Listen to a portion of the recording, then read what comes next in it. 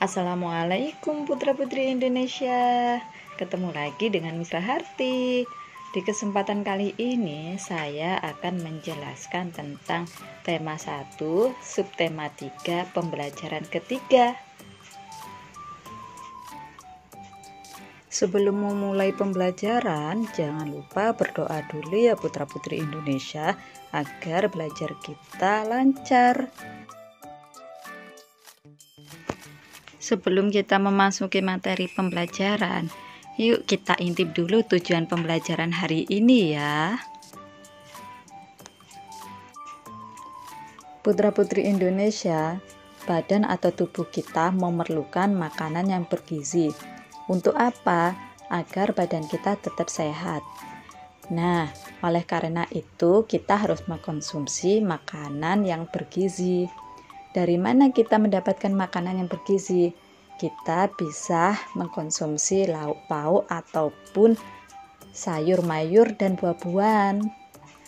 Oleh karena itu, kita harus menjaga kelestarian binatang dan tumbuhan tersebut, putra-putri Indonesia. Caranya dengan apa? Caranya yaitu mengembangbiakkan tumbuhan dan hewan tersebut.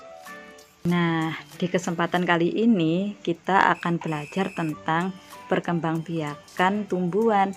Perkembangbiakan tumbuhan dibagi menjadi dua, yaitu perkembangbiakan generatif dan perkembangbiakan vegetatif.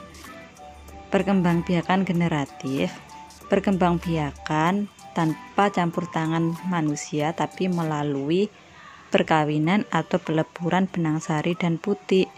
Contohnya buah mangga, jambu, mawar, jagung, padi, bunga sepatu, dan bunga matahari.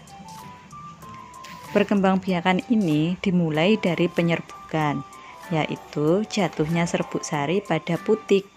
Setelah itu akan tumbuh bakal biji yang menjadi bakal buah.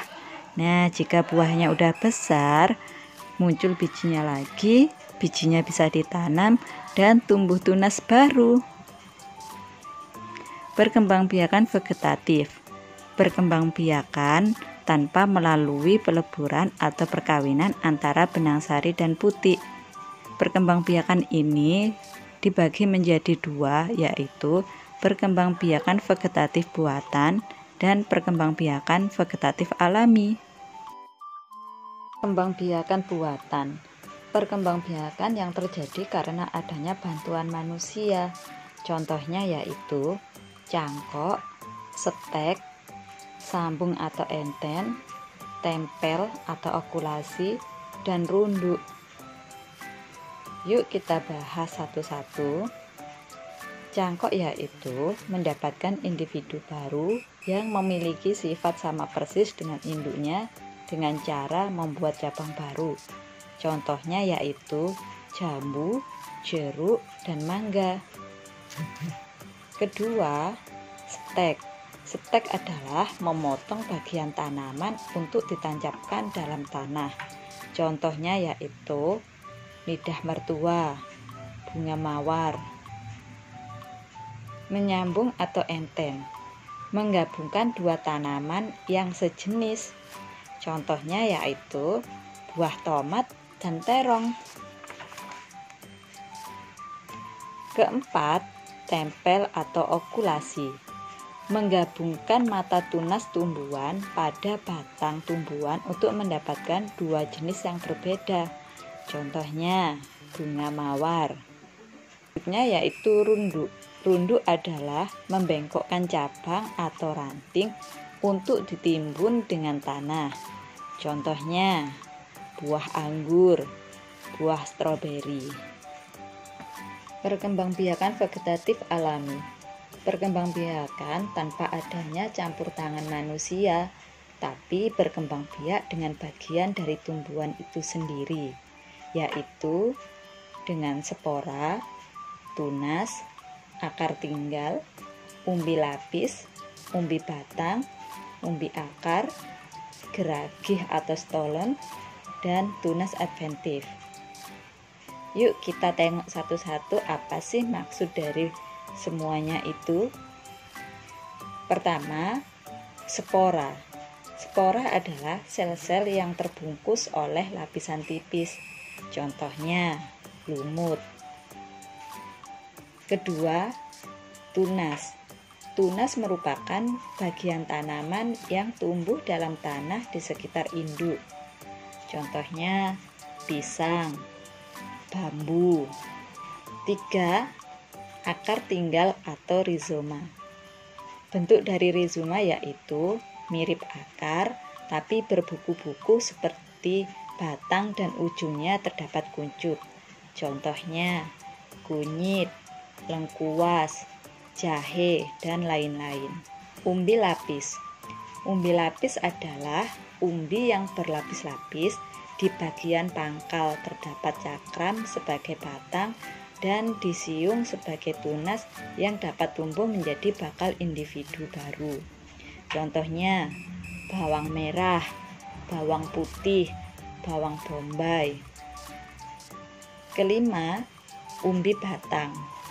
Umbi batang merupakan batang yang tumbuh di dalam tanah yang ujungnya menggembung menjadi umbi. Contohnya, singkong. Selanjutnya yaitu umbi akar. Tanaman umbi yang menggunakan akar sebagai tempat menyimpan cadangan makanannya. Contohnya apa? Contohnya yaitu wortel. Berikutnya, tunas adventif. Tunas yang muncul dan tumbuh pada daun. Contohnya yaitu bunga cocor bebek. Terakhir, geragih atau stolon. Geragih adalah batang yang tumbuh mendatar di atas permukaan tanah. Contohnya buah stroberi. Nah, putra-putri Indonesia, setelah mempelajari tentang pelestarian hewan dan tumbuhan, yuk kita belajar membuat poster. Kita buat poster tentang pelestarian hewan dan tumbuhan ya. Tapi sebelum itu, ada yang tahu nggak nih, apa sih poster? Poster adalah karya seni atau desain grafis yang berisi komposisi gambar dan huruf yang menarik dan berisi pesan-pesan. Poster biasanya ditempatkan atau ditempel di tembok, di tempat umum, di kendaraan, dan di tempat strategis yang dikunjungi banyak orang. Berikut adalah contoh-contoh poster pelestarian hewan dan tumbuhan.